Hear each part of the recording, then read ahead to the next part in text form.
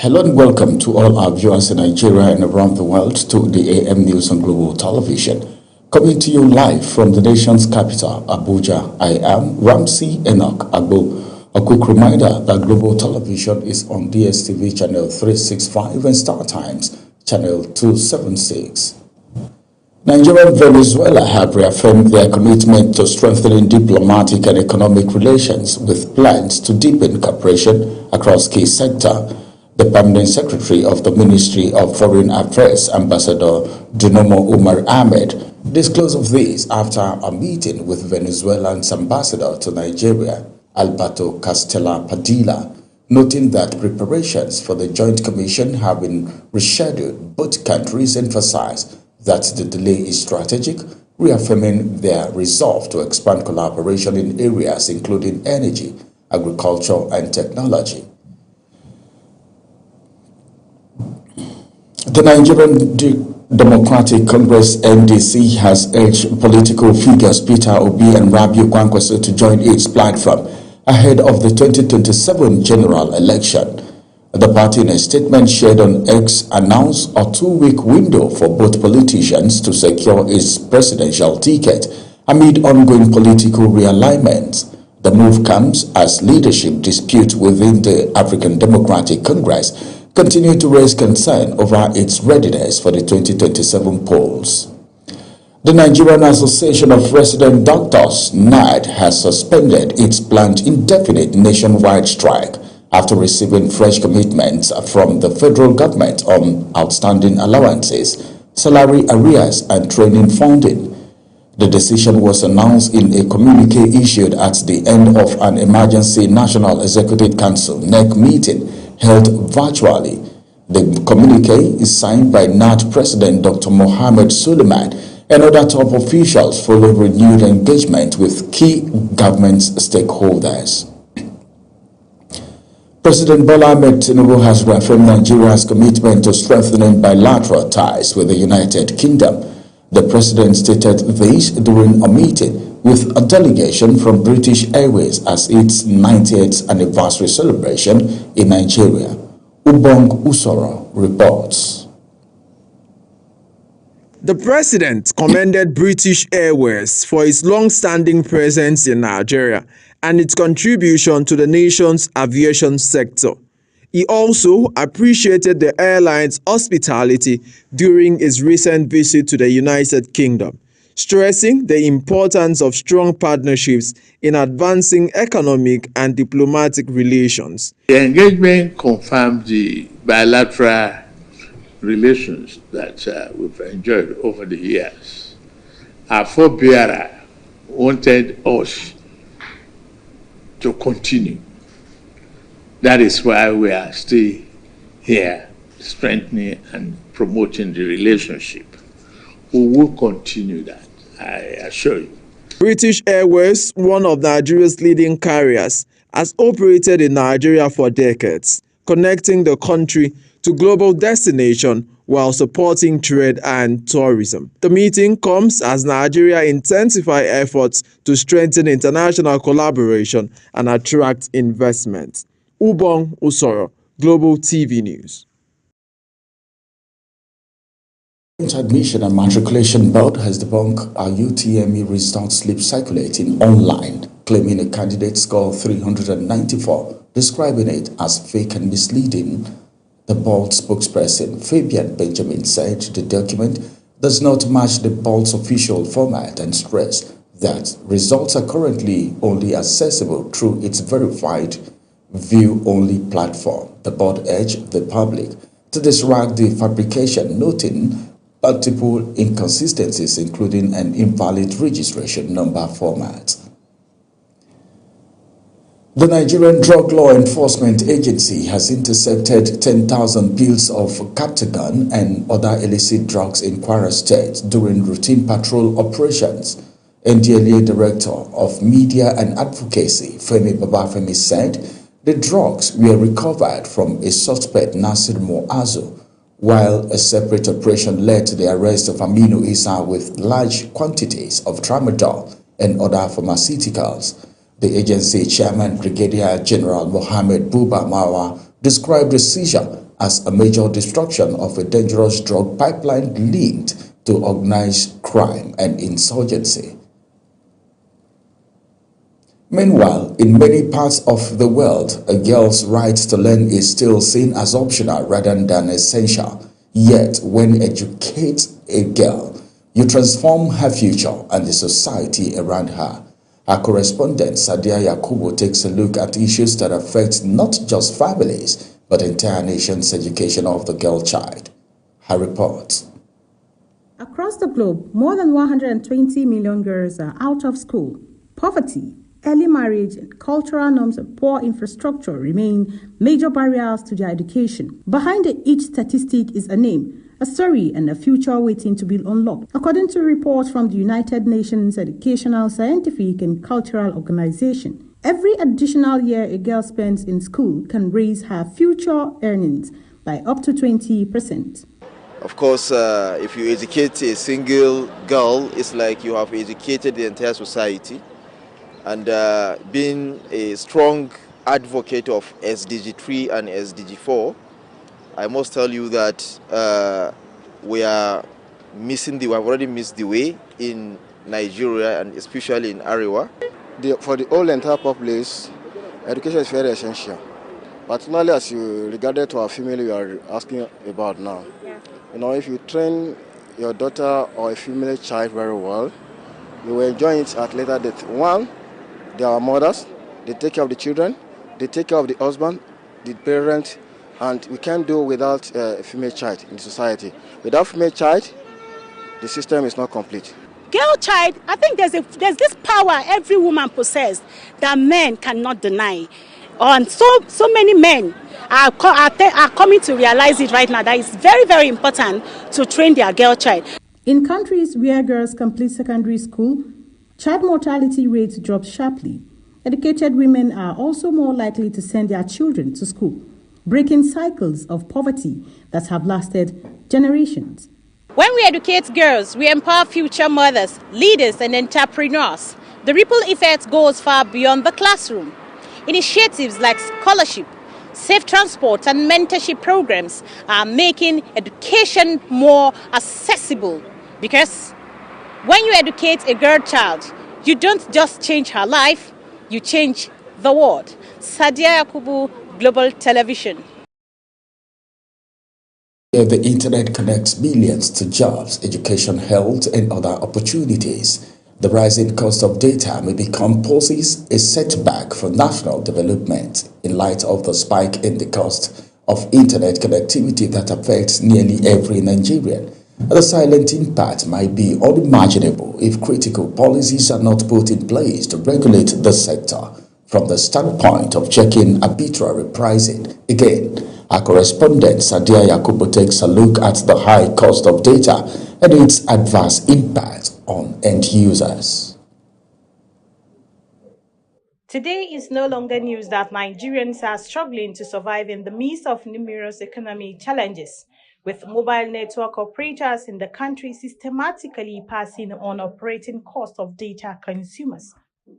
In addition, the sudden increase on the cost of data subscription has gradually but steadily driven business, particularly those in the micro and small brackets, to the brink. At the height of this, questions are being asked to determine major factors driving this astronomical cost increase. We speak to a cross-section of Nigerians on the streets who share their views and experiences on this issue. See, it's not easy for us. So, like 2 years back or 3 years back, when they use data, they enjoy the data. If you even buy like 5,000, you go use and they do watch YouTube, watch this. But now, just like I said, that they use straw, they suck the data. Telecommunications operators recently made a strong case for an upward review of tariff cutting across calls, text messaging, and internet data services. These developments drawing criticism from subscribers as expected, seen at least 50% increase in this regard. The cost is becoming so much that the normal Nigerian will not be able to afford. Please, the government should help us reduce it, and I think by that way, most little business that is trying to come up can go up. Apparently, Access to affordable internet is directly linked to economic growth, education, as well as success to robust healthcare services. It is often said that when people cannot afford data, they may not also be able to access knowledge, find remotely work, or sell online. As the maximum goes, the cost of data is the cost of opportunities. It's crazy, especially when you're using an iPhone. The data finishes on time, but at least on Android it's still manageable. But an iPhone user, no. The digital world is here, but how many Nigerians can truly afford to be part of it? The cost of data isn't just about Naira and Kobo. It's about access, equality, and the future. Let's push for a Nigeria where everyone can connect without going broke. Sadia Yakubu Yahya, Global Television. You're watching the live broadcast of the AM News. The AM News returns after this weather forecast plus business, foreign and sports stories on the other side of this break. Please stay with us.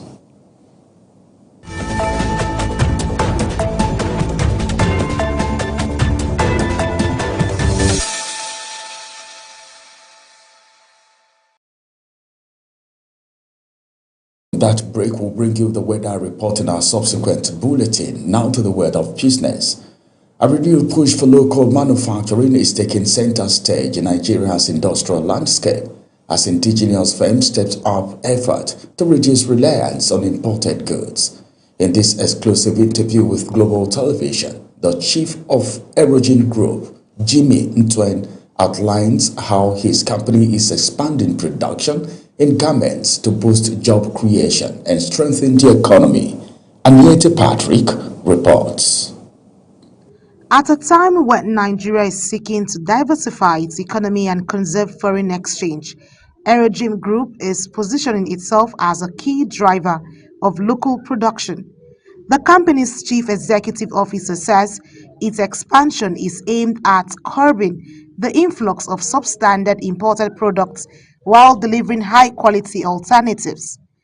Ntwings also highlights the critical role of financial institutions in supporting private sector growth, commending development banks for backing expansion efforts. Nothing in your life is easy.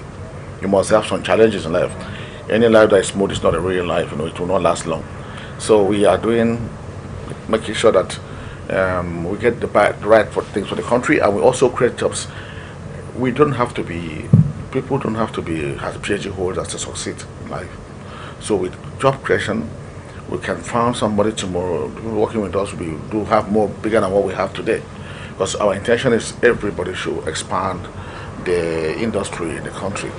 Beyond production, Aerogene is also investing in human capital development, training workers, including inmates in correctional facilities, to equip them with vocational skills. The company says it provides fair wages, accommodation, and a conducive working environment while promoting inclusivity with significant female participation in its workforce. He stresses that stronger partnership between manufacturers and financiers will be key to scaling production and boosting exports. What we're trying to do is to see how we can reduce importing of all these substandard things coming in from outside to the country. We try to do very high quality because if a man dresses very well, it makes him very serious in his job. He knows that his dressing matters a lot. With plans to expand across regions and tap into export markets, Aerogene Group says its mission is clear: build a globally competitive Made in Nigeria brand while driving industrial growth at home. Aniete Patrick, Global TV News.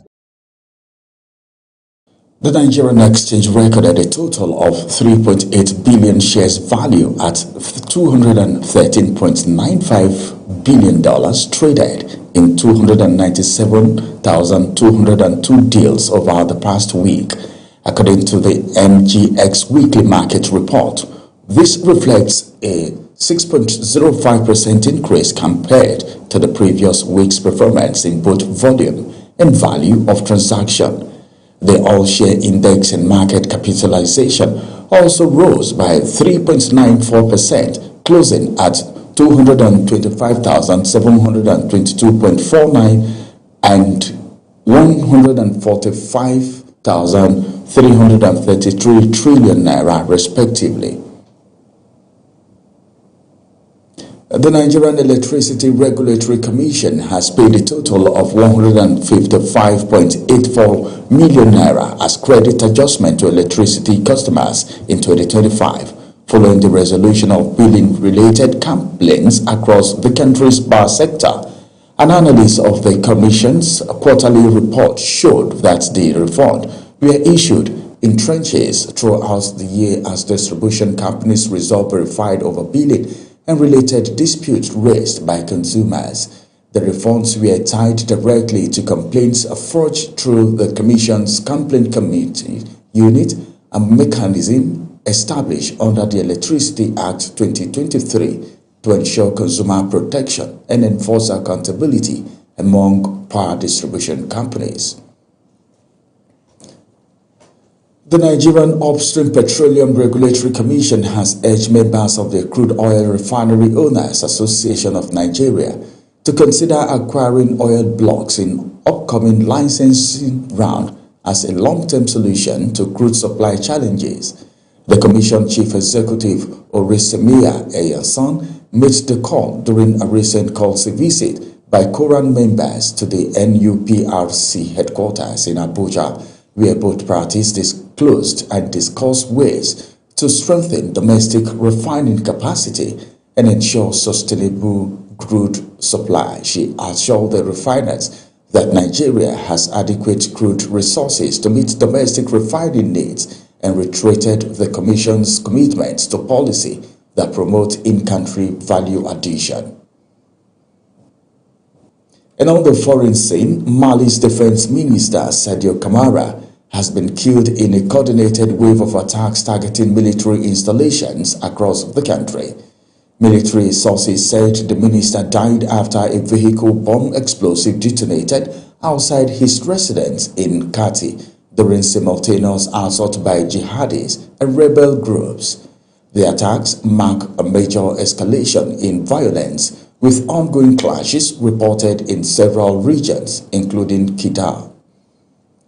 A panic struck the heart of the U.S. Capitol last night as Secret Service agents rushed President Donald Trump off stage during the annual White House Correspondents Association dinner. Kabir Hassan reports on the security breach that has sent shockwaves across the globe.